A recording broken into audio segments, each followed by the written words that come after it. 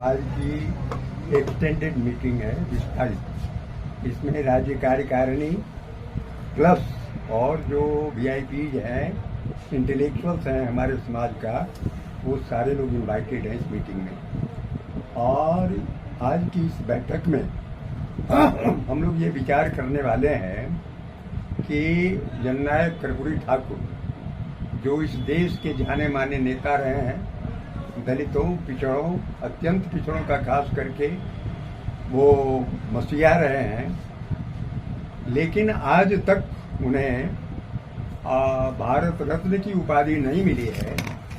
हम लोग इस मुद्दे पर आज चर्चा करेंगे, विचार करेंगे और आवश्यकता पड़ी तो आंदोलन की रूपरेखा भी हम लोग तैयार करेंगे। हम लोग आज की बैठक में यह भी विचार करेंगे, करना है हम लोगों को, कि अनुसूचित जाति, अनुसूचित जनजाति में जो शामिल जातियां हैं, वो सारी जातियां नाई समाज से कभी बहुत पीछे थी। लेकिन ये विडंबना है, क्या वजह हो गया, कारण तो कुछ न कुछ अवश्य है कि आज नाई समाज उन लोगों से पीछे हो गया।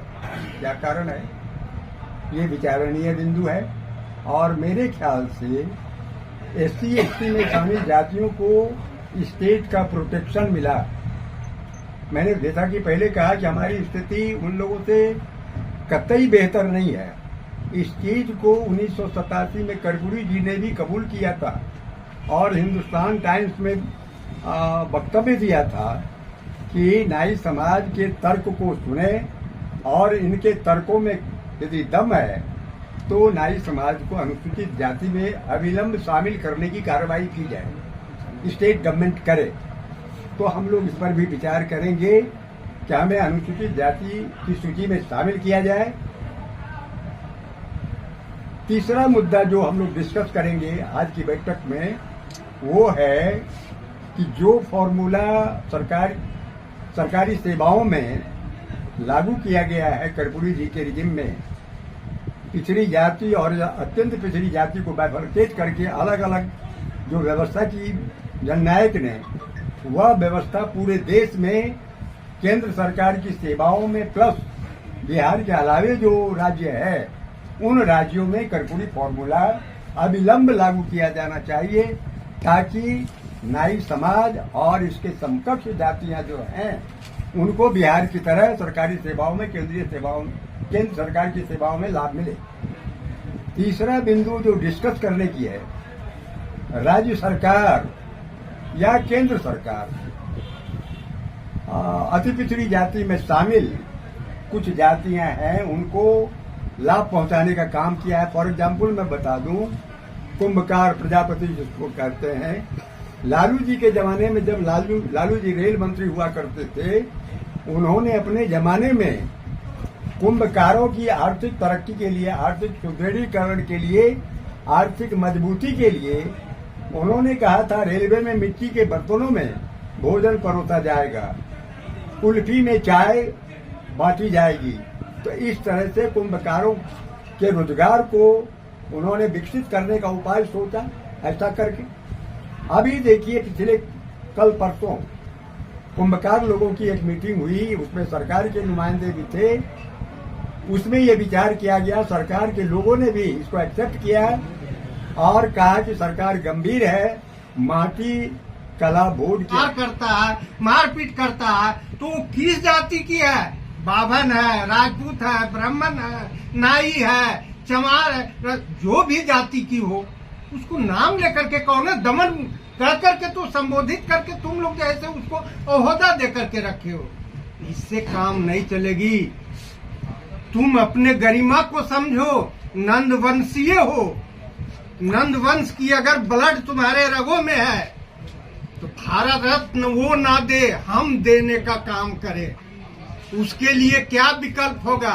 आज हम जैसे चाहते हैं, हम चाह रहे हैं कि आज देश की स्थिति आपने देख रहा है, आपकी बेटी बहन के साथ बलात्कार हो रहा है, ये हो रहा, आपने जो है से हल्ला मचा रहे हो, समाज के एकत्रित कर रहे हो। अरे वो भी हमारी बेटी है, वो भी हमारे भाई है, जिसकी आबरू लूटा गया।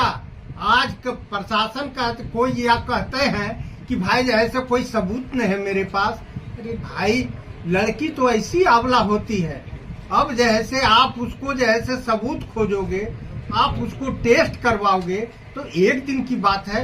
वो जैसे बॉर्डर पर गया हुआ है, वहाँ गोली खाने की चिंता है या गोली मारने की चिंता है, तो वहाँ पर जैसे वो क्या जैसे सैंपल को रखता, कहाँ जाकर के अथी करता। तो इस चीज को आप समझे।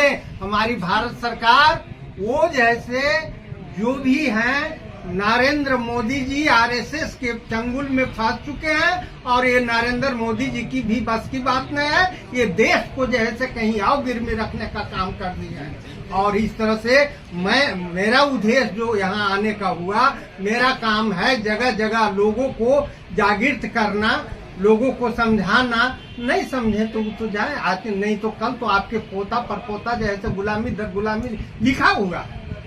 इसलिए हमारा देश का भविष्य खतरे में। संविधान बचाओ, देश बचाओ, ईवीएम हटाओ। नरेंद्र मोदी जैसे लोगों को प्रधानमंत्री क्या, तो जैसे एक सरपंच बनने लायक नहीं रहेंगे पूरे इंडिया में। इनकी क्या आती है 2-3% होकर के जैसे अभी पूरे जैसे प्रधानमंत्री की। अरे ये तो एक मार्केटिंग प्लस है, उनको बच्चे से। जनता दल के अध्यक्ष ये देव कुशन ठाकुर तो कहें कि अच्छा प्रोग्राम होते भैया, काहे ने किस लिए इसको डिस्टर्ब कर रहे हैं। हम बोले कि जब आप कह दिया तो डिस्टर्ब नहीं। उसके बाद हुआ, उसके बाद मैंने अशोक सम्राट का वहाँ किया। उस समय तक मेरे पास यही गांधी ने अध्यक्ष पर साइन किया, उसका पेपर मेरे पास है। चले आया, फिर उसके बाद चाबी उनसे, उसके बाद इनके फादर जो है विनोद बाबू को बहुत बुरी तरह से उनको बेइज्जती किया। बेइज्जती करने के बाद वो कहे कि तब ऐसा संस्था में हम क्यों काम करेंगे, निर्मल बाबू चाबी लीजिए, आप जैसे चलाना है चलाइए। आप उनका बीएन ठाकुर के रिलेशन है। अब इन्होंने जाके इनके फादर उनसे पैसा ले लिए कि क्या कर दिए, एग्रीमेंट हुआ था, एग्रीमेंट पेपर अभी है, तो उनके फादर इनके दे दिए उनको।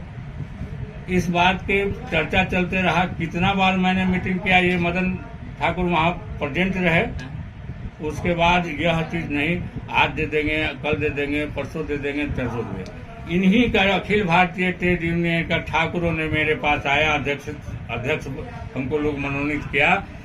कोर्ट से लेके एथी तक का एफिडेविट मेरे पास मौजूद है। उस पेपर को एथी करके तो ये लोग कहने आए कि ऐसा है कि हमको मीटिंग करने का परमिशन दे। हम कहा कि भाई जाति के बात है, जाओ मीटिंग करो। मीटिंग भी होने के लिए गए, 100 नाई जुटा हुआ था इस ट्रेड यूनियन के। ये आदमी जो बोल रहे हैं अभी माइक पर लाइव पर बोल रहे हैं, किसी को अंदर नहीं घुसने दिया। जब मैं वहां पहुंचा था, हम बोले कि आप लोग को रुकने के लिए कहे थे ना, कोई भी चीज प्रोसेस होता, अगर वो नहीं आने दे रहे हैं तो हम पहले कोतवाली को चिट्ठी न दे दें। कोतवाली पर वहाँ साइन है दोनों का कि जब भी किसी भी कार्यक्रम करना होगा तो दोनों को परामर्श, नहीं तो कार्यक्रम नहीं होगा। तो ऐसी स्थिति में ये लोग सब चुप रह गए। ये आए वहां से, कहीं ऐसा बात है कि नहीं न्यास में घुसने देगा, नहीं है तो हम आए हैं।